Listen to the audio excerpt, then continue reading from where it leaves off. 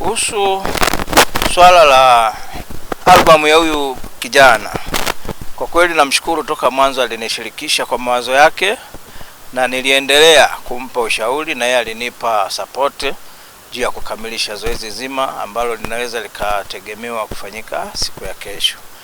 Kwa hiyo nipo pamoja na yeye. Kikubwa tumwamini Mungu aweke mikono yake ya baraka. Kwa majina naitwa Benjamin Aswile Mwakanyika. Kwanza nipende kumshukuru Mwenyezi Mungu awali ya yote, lakini pia tu ningependa kusema kwamba Agabo ni kijana ambaye tunaishi naye hapa katika mazingira haya, lakini tunashirikiana vingi. Ni kijana msikivu, mpole, ambaye amekuwa mwenye kuomba ushauri pindi akiwa na jambo lake ambalo linamtatiza, maybe kwa njia yoyote ile, kwa njia ya kifedha au uhitaji wa mawazo yoyote yale, kwa tunashirikiana naye.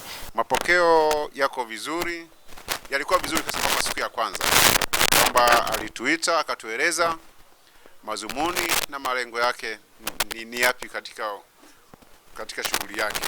Alituambia anahitaji kuzindua albamu yake. Tuliyapokea vizuri na kamati nzuri kwa ujumla iliweza kupokea vizuri kabisa ujumbe huu ambao alituitia. Ninaitwa Neema George. Kweli ninafurahi sana kuhusu hii shughuli ya ndugu yetu Kamanga. Mimi kama mimi, yani na shauku sana siku ya kesho ifike, kwa sababu mimi kwenye hii shughuli nimehusika kuhusu mapambo. Kama hivi mnavyoona, nimehusika kuhusu swala la mapambo. Ninamshukuru Mungu pia kwa sababu kwa hapa Kitunda au mgodini kwetu ndo mara ya kwanza kuanza kuzindua nyimbo za Injili. Kwa majina naitwa Jordan Venance Milio, ni katibu kwenye hii kamati, lakini pia vile vile tumepambana kwa hali na mali ili kufika lengo ile ambalo tumefika. Lakini pia kwa jitihada ambayo tumefanya, tunamuomba sana Bwana Kamanga aweke jitihada kubwa sana. Najua swala muziki wa Injili ni swala ambalo ni kubwa, linahitaji uvumilivu, linahitaji kutulia ili aweze kufika sehemu ambayo itakuwa nzuri zaidi. Naitwa Juma Msanya Go.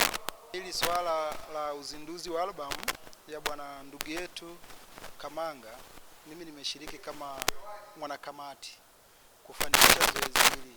Lakini pia nimeshiriki kwenye michango pia ili kuhakikisha kijana mwenzangu mpendo wetu anafanikisha zoezi hili, kwa sababu ili tukio sio tukio dogo, ni tukio kubwa kwa sababu